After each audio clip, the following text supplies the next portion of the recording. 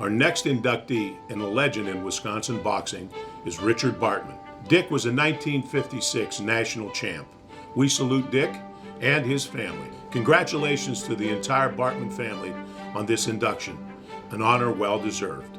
Just 139 pounds, Richard Dick Bartman still managed to be a giant of the Wisconsin boxing community. And he built a legacy in the sport that far outlasted his fighting career. Dick passed away in 2013, but his son Rick is here on his behalf. Thanks for joining us, Rick, and congratulations to your family. Thank you very much for the honor. Our family really appreciates it.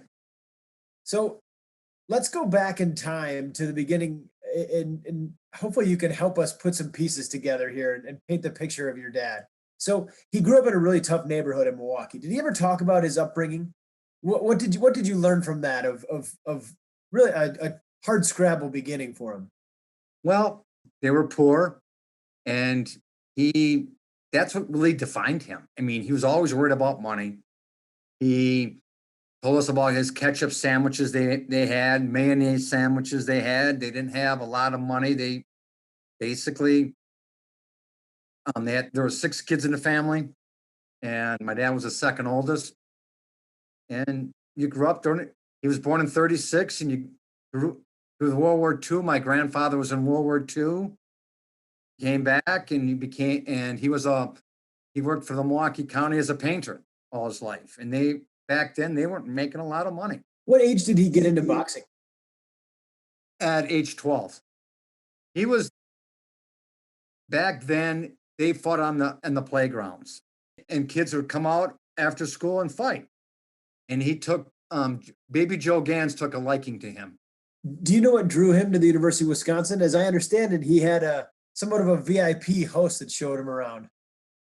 Well, I asked him that question. He was offered scholarships to Michigan State, to LSU.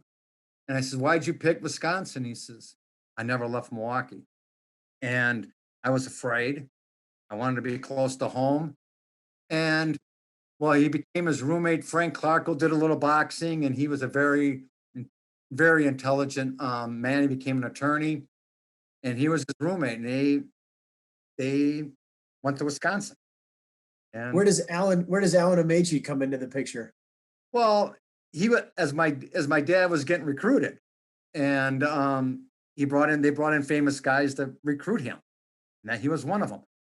So your father won the 1956 NCAA championship, and the Badgers won the team title as well. What did he tell you about that season? It was an awesome season. They had great boxers.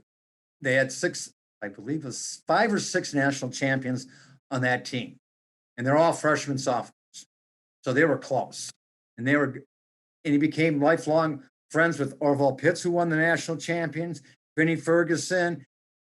He was from from New York. He used to go out to, my dad became a referee, and Vinnie Ferguson got on the referee different bouts. And Vinnie Ferguson, he moved to Michigan. He had Hitman Hearns under his wing. So they became lifelong friends. And he loved Wisconsin. He's Badger all the way. You mentioned that he officiated boxing for many years. What else do you know about his post-collegiate career and his professional life? In the 60s, he started, he was promoting boxing in Milwaukee at the Eagles Club, all different venues. It was very difficult to get to make money out of it. And then he was approached to start refereeing. And he started doing that in the late 60s. And he loved it. I mean, my fondest memories of him, was sitting ringside at all the Golden Glove fights, and he would ref them. And then when my kids became older, my nephews, we all went to the fights. He even refereed Eric Morel Madison. We all went there to watch him referee. It was a big deal. That's great. I appreciate you sharing those stories. We have a special guest that recorded a message that would like to give some appreciation here for your father. I'm delighted to help celebrate Dick Bartman's induction into the UW Athletic Hall of Fame. Dick was a national boxing champion in 1956 at 139 pounds. When I interviewed Dick for my book on Badger boxing, he didn't remember many specifics from that title bout. What he recalled was the atmosphere in the field house, 14,000 fans, chairs on the basketball court, a drum majorette leading him from the locker room to the ring. It was a thrill, Dick said. He was proud to be part of it. He was a national champion, and now he's a Hall of Famer. Thank you. Rick, is there anyone else that you'd like to take this opportunity to say thank you or to recognize on behalf of your family? In 1984, Leroy Allen, they started the Baby Joe Gans Foundation. My dad loved Baby Joe. And they started a foundation to give scholarships to the inner city kids.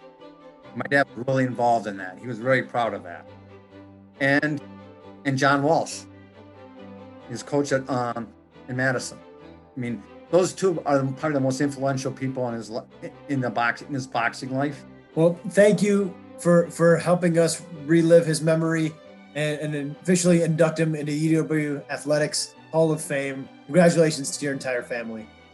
Thank you. Thanks to Kohl's for helping us celebrate the entire class of 2020. You too can celebrate the Badgers and get your gear at your local Kohl's or Kohls.com.